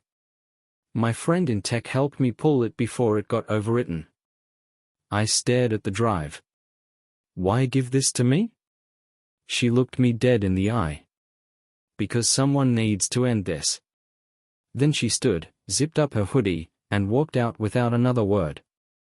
I stayed in the booth, the flash drive still sitting there between my hands. And in that moment, I realized. This wasn't about healing anymore. This was about justice. I drove home with the flash drive clutched so tight in my hand it left a red imprint across my palm. Rain smeared the windshield. The roads were slick, reflecting headlights in long, liquid streaks. Back at the house, I didn't even take off my coat. Just went straight to the laptop. I plugged in the drive, breath tight in my chest, the room dead silent except for the hum of the fan and the occasional creak from the baseboard heater kicking on. The folder opened easily. One file. Timestamp 02-21, labeled sec_CAM_3F_21_43.mp4. I clicked play. The footage was grainy, black and white, from a corner-mounted ceiling cam in a narrow hallway. Fluorescent lights buzzed above a plain door labeled Supply B. Nothing unusual at first. Then the hallway door opened. Cynthia walked in. Her hair was pulled back. She was wearing scrubs, badge dangling. She looked around quickly, left, then right, and then knocked twice on the supply closet. It opened instantly. Jay stepped out. Leaned forward. Kissed her. Right there. In the hallway. She pulled him inside. The door closed. I sat back in my chair, numb. My throat felt tight, like I was breathing through gauze. The clip cut out after 4 minutes. I replayed it 3 times. Every movement, every glance, familiar, intimate, practiced. I'd known they'd been physical. The motel. The messages. But there was something about seeing it, her hands in his hair, his grin, the way she looked at him like she used to look at me. It stripped the last layer of denial off. I pulled up my email. Created a new draft. To St. Luke's internal HR director. Subject, a code of conduct violation, evidence attached. I didn't add commentary. Just the clip. The screenshots from the burner. A simple note. This behavior occurred on hospital property during work hours. I believe it warrants review under company policy. Further documentation available upon request. I hit send before I could talk myself out of it. I didn't do it to punish Cynthia. I did it because no one else would. Because men like Jay don't stop until they're forced to. Afterward, I sat in the living room, lights off, watching the rain run down the windows like veins. My reflection stared back at me, older, more hollow, something burned out behind the eyes. My phone buzzed just after 9 p.m. Unknown number. You sent it. I didn't respond. A minute later, another message. They'll come after you now. You know that, right? Still, I didn't reply. I knew it was Brianna. Or maybe Alicia. Or maybe someone else entirely. I wasn't scared. Not anymore. Around midnight, I got another message. This one from Cynthia. I heard what you did. They called me in for questioning. I'm suspended. You just couldn't stop, could you? I stared at the screen. Then typed. You made your choices. I'm just shining a light. She didn't respond. And for once, the silence didn't hurt. The next morning, I got a call from a blocked number. I let it go to voicemail. When I played it, Jay's voice came through, tight and measured, the fake calm of a man who knows the walls are closing in. Tyler. This escalation isn't helping anyone. I think we'd both benefit from de-escalating. Let's talk. You know where to find me. I saved the voicemail. Uploaded it to my drive. Let him sweat. By noon, I'd gotten confirmation from the hospital's HR that a formal investigation had opened. They were reviewing evidence and interviewing involved parties. It wasn't a win. Not yet. But it was a fracture. And that's how you break men like Jay. Not with fists. With precision. I texted Brianna. They opened an investigation. Your footage helped. Thank you. She replied within seconds. I'm just glad someone finally believes me. That hit harder than I expected. Because I did believe her. And maybe that's what made the difference. Later that day, I walked through the house again. Slowly. Room by room. The place felt different now. Not haunted. Not poisoned. Just mine. I opened the closet. Her clothes were gone. I opened the bathroom cabinet. Her perfume. Her makeup. Her bottle of melatonin gummies. All gone. No trace. It didn't hurt like I thought it would. It felt clean. Outside, the sky started clearing. Just a sliver of blue between the clouds. Sunlight catching on the wet pavement. I stood on the porch, breathing in the smell of wet pine and fresh earth. For the first time in weeks, I felt the faint pulse of something I hadn't known I missed. Not peace. Not forgiveness. But clarity. And I knew something else now. Jay had more secrets. And I wasn't done yet. The message came in around 3:15 p.m., just as I was about to shut down my laptop and step outside. It was from a new number. No contact name. No previous messages. You don't know the whole story. That was it. 7 words. My first instinct was to delete it. Probably Jay again. Or someone from his circle trying to shake me up. But then another message followed. He's done worse than you think. If you really want the truth, meet me. Coffee exchange. 5 p.m. Back booth. No name. No threat. Just an address and a time. I stared at the screen, my thumb hovering over the delete button. And then I thought about the janitor, Doug, and how he'd seen things from the corners no one else looked at. About Brianna and the flash drive. About Cynthia and how she still hadn't called since HR suspended her. Maybe the mess went deeper than I thought. I replied, "I'll be there." Coffee Exchange sat on a corner off Orchard and Alpine, one of those places where the floor creaked and the mugs were chipped on purpose for character. A wind chime jingled over the door when I stepped in. The smell of espresso, cinnamon, and damp would hit me like a memory I didn't know I had. There were only 3 people inside, a barista who looked half asleep, a student with headphones and a mountain of papers, and a woman in her 50s sitting alone in the back booth, sipping something from a tall ceramic mug. Her hair was dyed auburn, short, styled in the way women wear it when they're done with nonsense. Wireframe glasses. Worn denim jacket. Hands clasped on the table. She looked up as I approached. "You Tyler," she said. It wasn't a question. I nodded. "And you are?" "Karen." Still no last name. No hesitation. I slid into the seat across from her. She studied me for a moment, then pulled a small manila folder from her purse and placed it on the table between us. "I was married to him," she said. My breath hitched. "Jay?" She nodded. 4 years. Divorced 8 ago. I leaned back slowly. "And now you just showing up?" "I got your email. Someone forwarded it. One of the nurses I know." She sipped her drink. "You not the first person he's wrecked," she continued. "You just the first to do something about it." I looked down at the folder. Didn't touch it.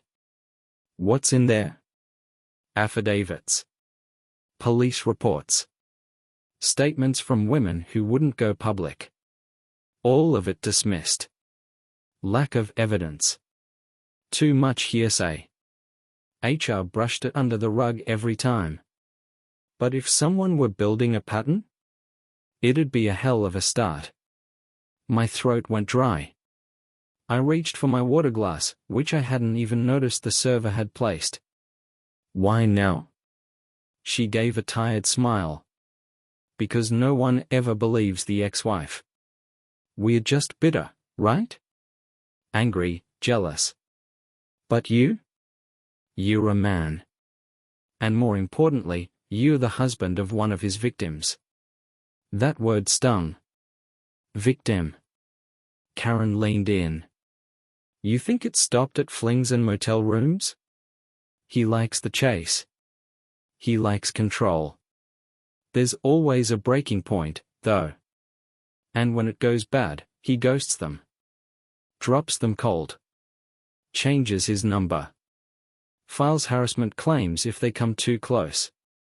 Like what he did to Brianna," I said. She nodded. "And Cynthia's next." The room felt like it shrank around me. My skin went tight, like it didn't fit right. "He's playing victim now," I said. "Told the cops I hacked him." She raised an eyebrow. "He always does. I've seen it happen half a dozen times. He leaves behind a trail of women who don't even know they were being hunted." I finally opened the folder. Inside were photocopies. Statements from women, 3 nurses, 1 medical rep, even a part-time custodian. All told the same story: emotional grooming, secrecy, manipulation, sudden withdrawal, and when they pushed back, retribution. One had notes scribbled in the margin. It told me he was getting divorced. Then filed a complaint against me when I tried to talk to his wife. Another, it said I was his first real connection in years. Then blocked my number and got a restraining order when I showed up to ask why. I felt a weight settle in my chest. "What do you want me to do with this?" I asked. Finish what I couldn't, she said. Expose him. Publicly. He'll threaten lawsuits. He'll get loud. But he's sloppy now. You've rattled him. And he's made too many enemies. I sat back, running a hand down my face. And what happens to Cynthia? I asked.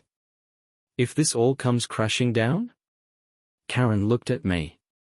Her face softened just a little. She was used. Like the rest. She's still responsible. But don't forget, he's good at making people feel like they need him. I closed the folder. Thank you, I said. She nodded, stood up, and left the coffee shop without another word. The folder stayed in my lap.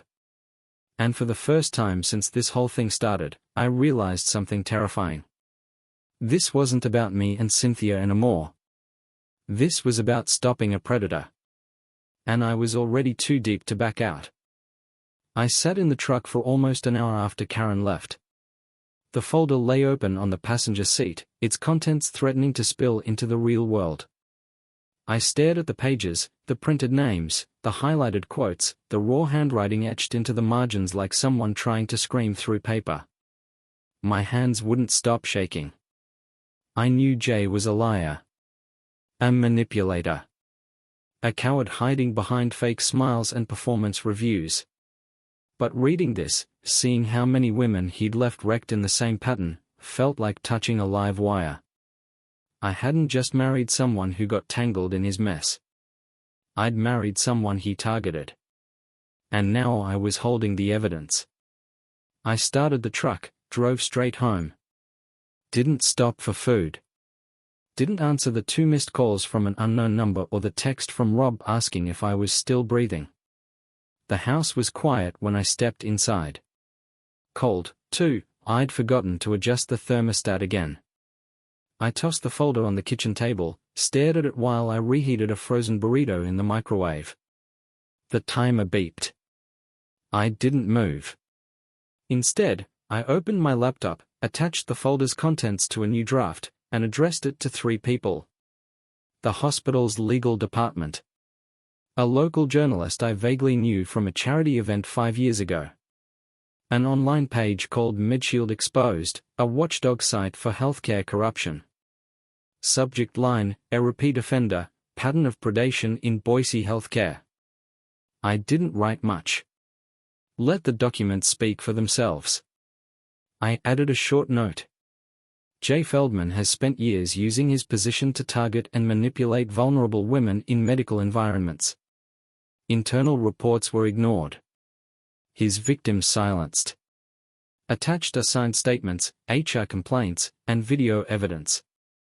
I'm a husband who got caught in the fallout. I'm not backing down. I hesitated over the send button. What would happen next? Would the hospital fire him? Would they bury it? Would Cynthia be dragged through it all too? I hit send. A full minute passed before I exhaled. And then the doorbell rang. I froze. It was 7:48 p.m. Too late for deliveries. Too early for trouble. I walked slowly to the door, peeked through the peephole. Cynthia. She stood with her hands in the pockets of her coat, her hair damp from rain, face pale. She didn't knock again. She just stood there like she wasn't sure if she was welcome. I opened the door. Said nothing. She looked up at me. I got the call. I stepped aside. She walked in, moved like she'd rehearsed this in her head 100 times and still didn't know what to say. She didn't look at the trash bags still lined along the hallway. Didn't look at the burner phone still on the table. She sat at the kitchen chair across from the folder. I'm suspended indefinitely, she said. HR said they are reviewing all relationships between admin and staff. I nodded. Good. They said your email set off a chain reaction. Another pause. He's lawyering up. I poured myself a glass of water. didn't offer her one. She glanced at the folder. "What is that?" "Evidence," I said. "From his ex-wife. From women he's hurt. Dozens." Her face tightened. "I didn't know. You didn't want to." She flinched. Again. "I'm not defending myself," she said quietly. "I know what I did. But I didn't see what he was. Not until it was too late." I leaned against the counter, arms crossed. "You still talk to him?" "No. Not since the investigation started. He texted, but I didn't answer." She looked down at her lap. Then back at me. "I want to help." I laughed once, short and sharp. "Now you do?" "I can give a statement," she said. "About what happened. When it started. Where we met. Maybe it helps someone else believe. Maybe it helps another woman see it before it's too late." I studied her face. For the first time in weeks, I saw a crack, not the performance of regret, not the defensiveness. Just tired, unvarnished shame. I wanted to scream. To throw something. To tell her it was too late. But some part of me, some quiet, rational part, knew that statement could make the difference. So I nodded. "I'll draft something," I said. "You'll review it. Sign it. No edits." She nodded slowly. "Okay." We sat there for a long moment. The old wall clock ticked. The fridge kicked on with a low rumble. Finally, she spoke. "I'm staying with Rachel. I'm not coming back. I just wanted you to know." I looked at her. Not the woman I married. Not the woman who broke me. Just someone in the wreckage with me. "I didn't think you were," I said. She stood, adjusted her coat. Before she reached the door, she turned back one last time. "I was weak," she said. "He found that in me. And he used it. But you stayed strong. I don't know how." I didn't answer. She left. And for the first time in this whole nightmare, the house felt truly empty. But not in a bad way. In a free way. The kind of empty you can build something inside. The story broke on a Thursday. I was in the garage, sorting through a box of old drill bits and cracked extension cords I hadn't touched in years, when my phone started vibrating nonstop. Text after text. 2 missed calls from Rob. 1 from an unknown number. Then a third. The last message was a link. medshieldexposed.com/articles/j-feldman-boise-our-predator. I opened it with hands that suddenly felt too large for the screen. The article was brutal. Sharp. Clinical. Everything documented. Repeated violations of workplace boundaries. Patterns of emotional manipulation with multiple hospital staff members. Internal documents ignored by human resources. Video footage confirms inappropriate contact with subordinate in staff area. And there it was, his name in bold. A pixelated screenshot of the footage Brianna had given me. A blurred face beside his, Cynthia. The article quoted my statement, though I'd asked for anonymity. A husband who got caught in the fallout. It also included snippets from Karen's folder. The testimonies. The timelines. And a brief quote from Brianna, anonymous, but unmistakably her. He made me think I was healing. But I was just being used. I stood in the garage, the cold concrete under my boots, and felt the first real surge of something, not anger. Not revenge. Justice. It didn't last.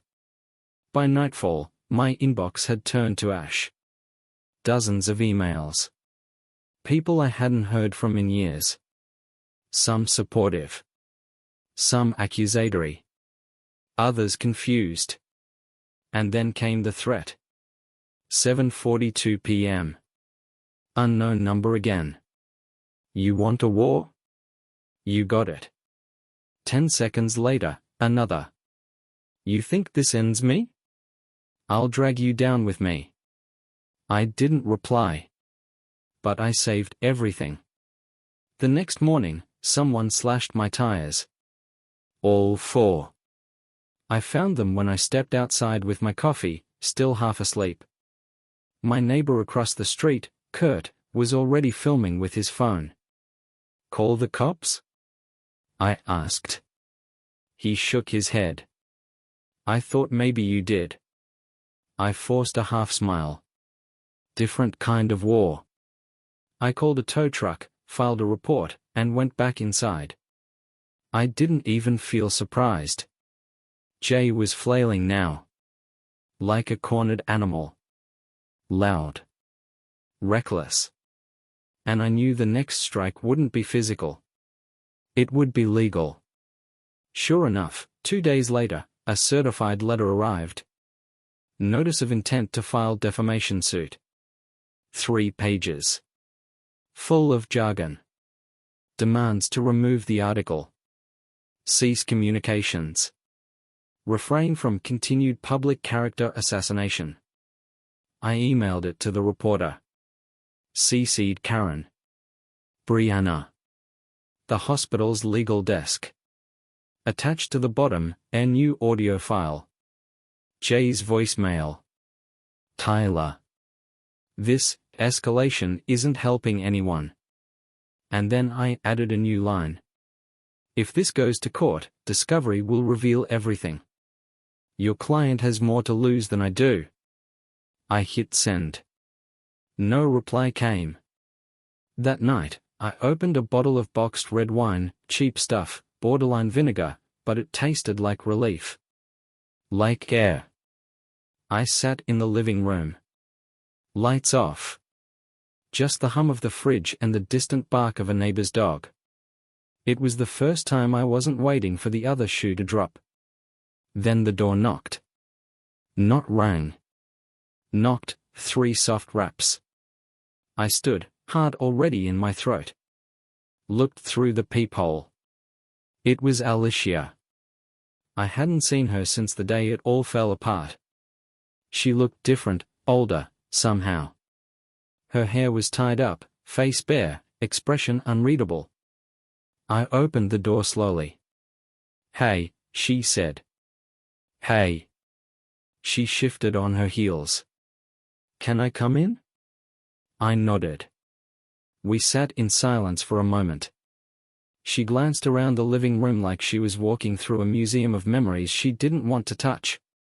I read the article, she said finally. I figured. You really did it.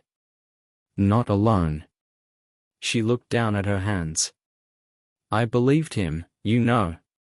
For too long. I kept thinking if I stayed quiet, it'd pass.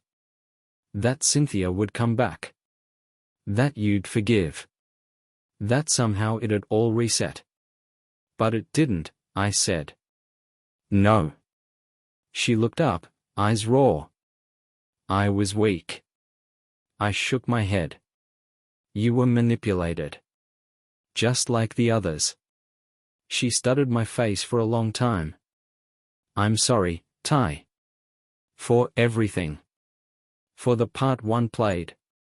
For not speaking up sooner. There was a long silence. The clock ticked. And then I said it. I don't hate you. She flinched like that hurt worse than yelling would have. She nodded. Eyes glassy. Then stood. I just wanted to say it. You don't have to forgive me. I just couldn't stay quiet anymore. I nodded. Thank you. She opened the door, paused. And then turned. You think he'll stop? No, I said. But I think now he's afraid. She gave a hollow smile. Good. Then she was gone. And for the first time in weeks, I slept. I woke up Saturday morning to a silence that felt unnatural. No buzzing phone. No hammering rain. Just the tick of the old clock in the hallway and the soft rustle of wind through the trees outside. It had been a while since I slept through the night. No dreams. No jumpstart heartbeats. Just darkness and then daylight. I made coffee. Burned the first pot. Started over. Sat at the table with the second, staring at the sunlight crawling across the floor. Then I opened my email. One new message. No subject. From a Gmail address I didn't recognize. Check the forums. He's not done. I frowned. There was a link attached. I hesitated, then clicked. It led to a healthcare message board. Mostly anonymous. Nurses, techs, admins. Gossip, complaints, advice. I'd browsed it a few times back when Cynthia was deep into her night shifts and I was bored, wondering what kind of world she lived in that I never saw. The post was new. Just a few hours old. Titled, "A Boise HR Smear Campaign, Wife's Affair Weaponized for Revenge?" I clicked. Inside was a long, calculated rant. Written to look like concern, but loaded with passive digs and misdirection. It's disturbing how some people are willing to destroy careers just because their marriages fall apart. This kind of personal vendetta disguised as justice should scare everyone. Unverified claims, emotional blackmail, leaked videos. Where do we draw the line? There was no name. But I knew it was Jay. No one else wrote with that kind of self-righteous, weaponized calm. There were already comments. Some sympathetic. Some not. But one stood out. From a user called Medcare Jane. Didn't this guy also resign from another hospital in 2017 after some HR confusion? Patterns don't lie. Another added. My cousin worked with him in 18. Said he got transferred mid-contract with zero explanation. The dam was cracking. But Jay wasn't backing down. He was pivoting. Making me the story. Reframing his exposure as bitter husband theatrics. I closed the laptop. My jaw ached from clenching. He was trying to turn the crowd. And if he did, if he successfully recast this whole thing as a messy domestic fallout, he'd win.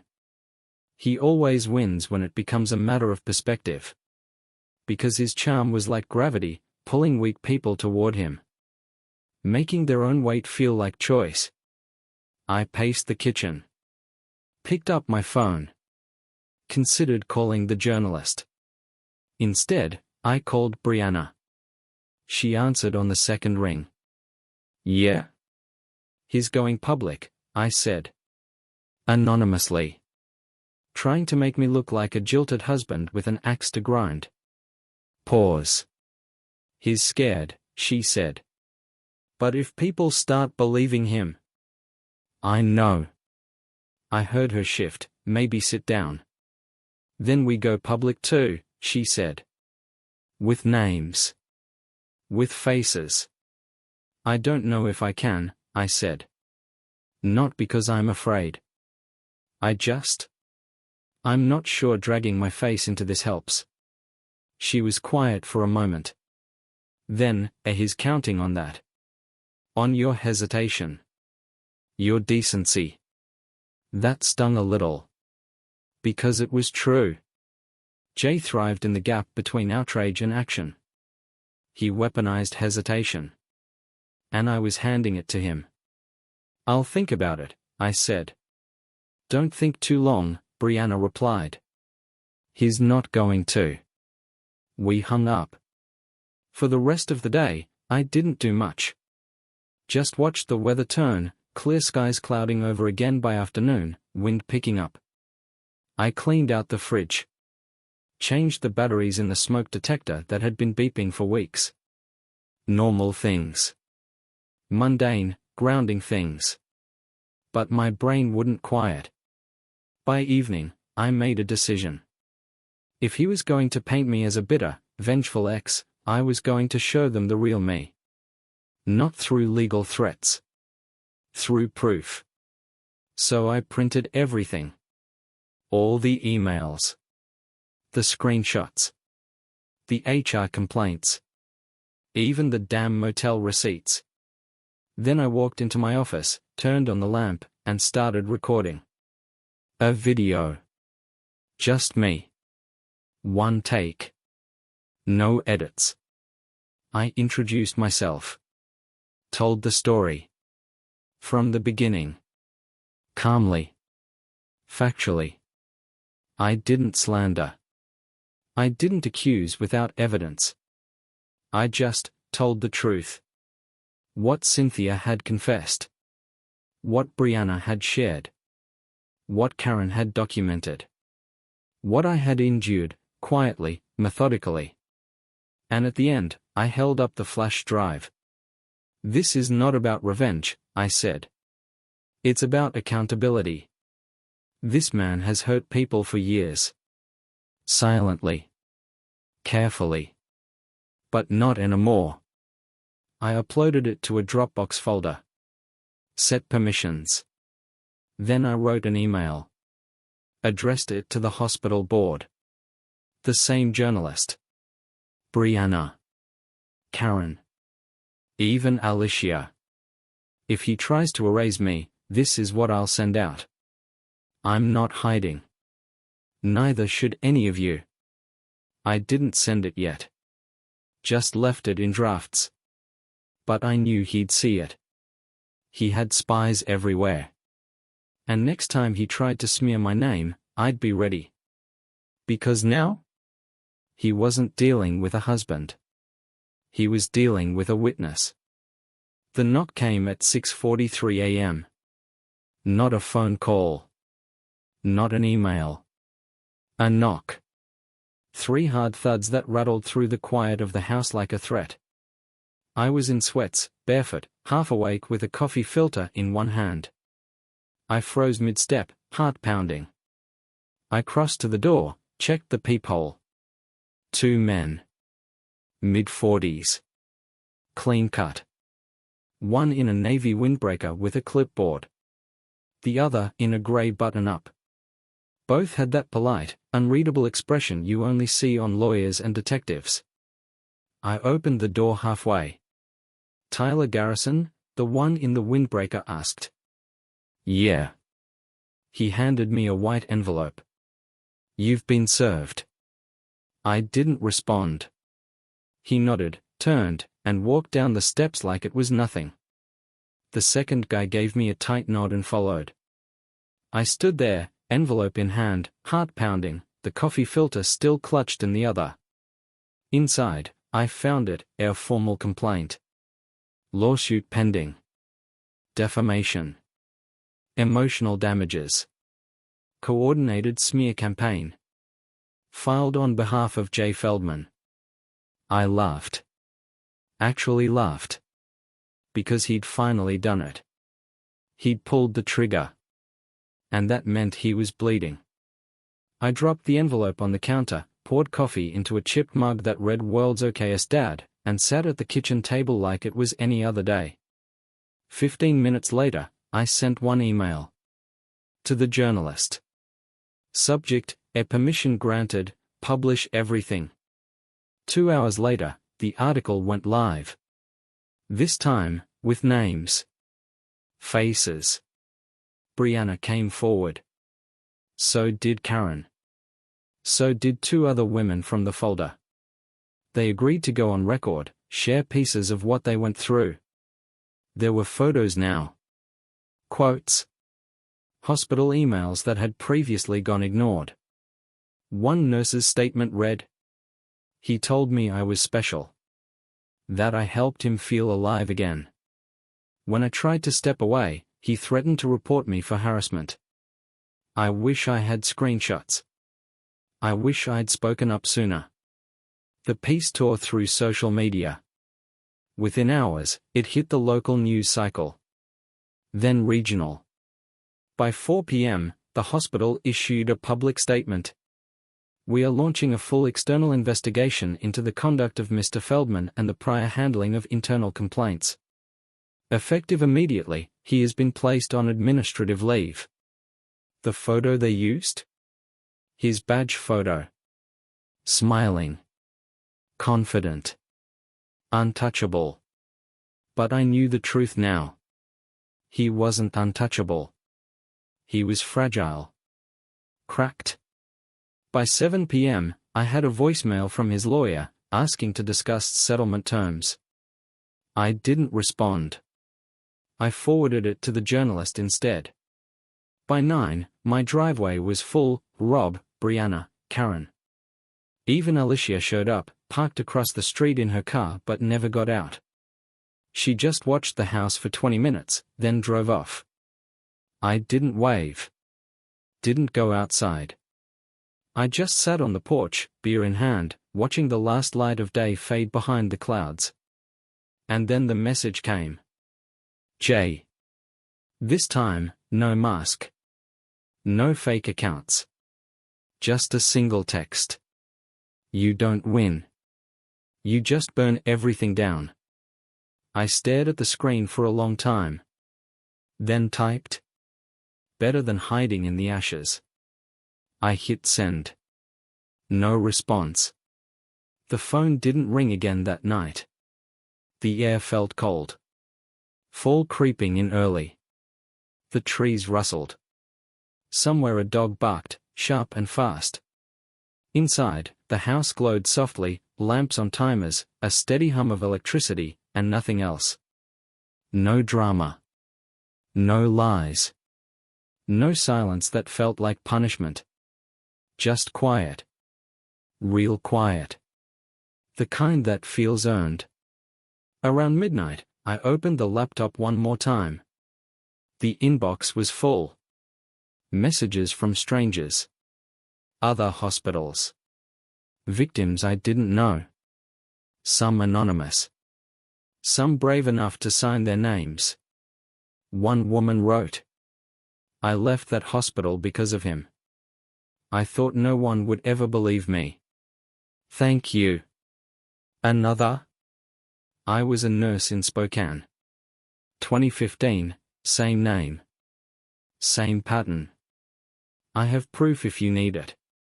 I sat there, reading, absorbing, feeling something I hadn't in weeks. Purpose. Because this wasn't just about Cynthia anymore. It never had been. She was one casualty. But Jay had built a career on quiet casualties. And I'd blown a hole in the silence. One of the last emails was from the hospital's legal team. We request a conversation regarding potential testimony in the formal review process. Your cooperation could be instrumental. I replied. You know where to find me. Then I shut the laptop, finished the beer, and turned off the lights. Not to hide. But because I wasn't afraid of the dark anymore. Tomorrow would come. And I'd be ready for it.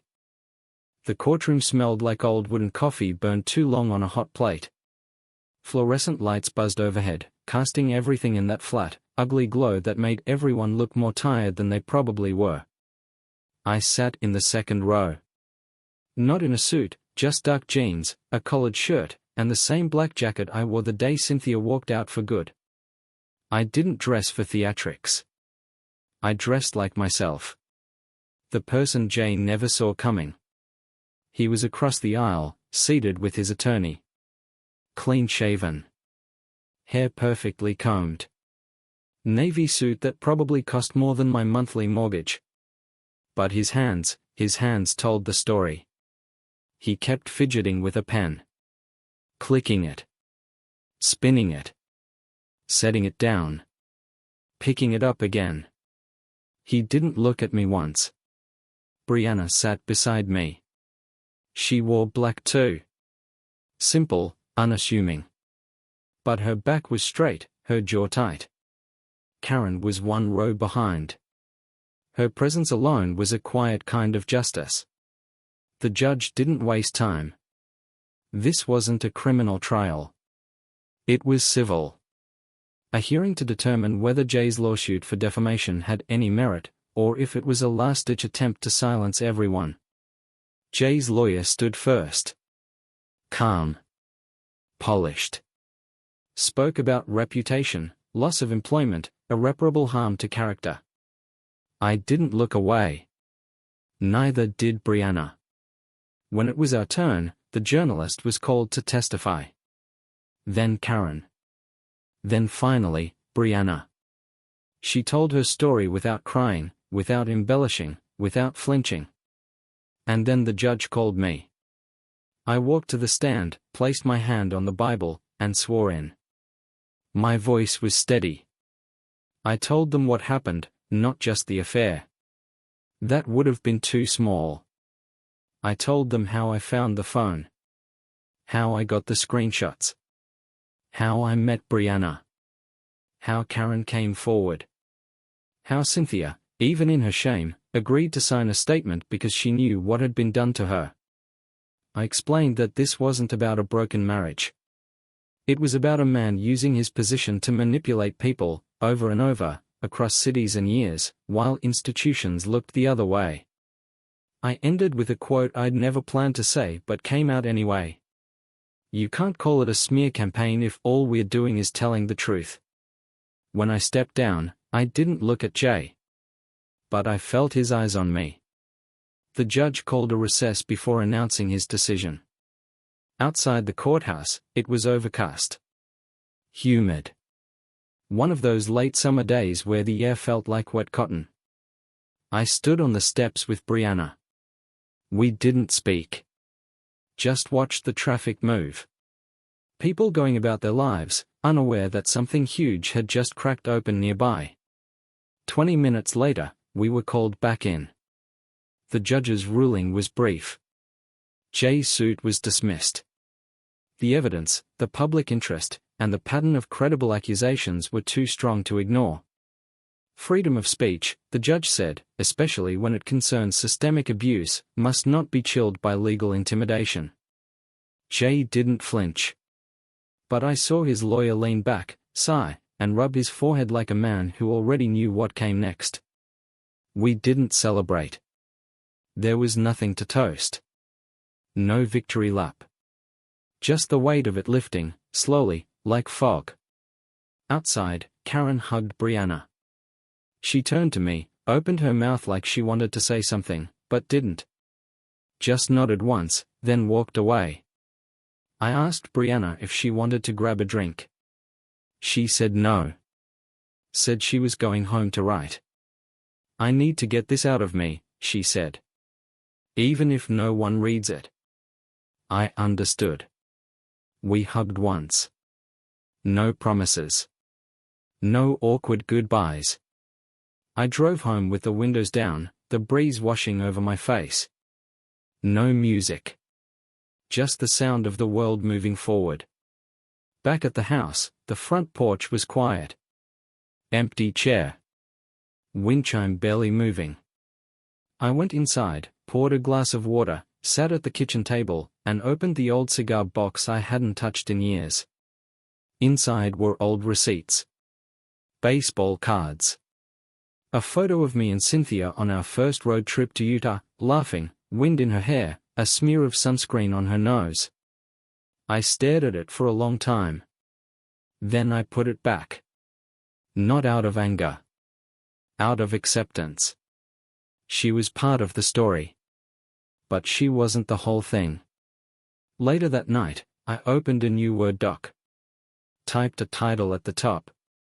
How We Survive the People Who Try to Erase Us. I didn't know what the rest would say. But I knew it wouldn't be about revenge. It would be about truth. About what it costs. And why it matters.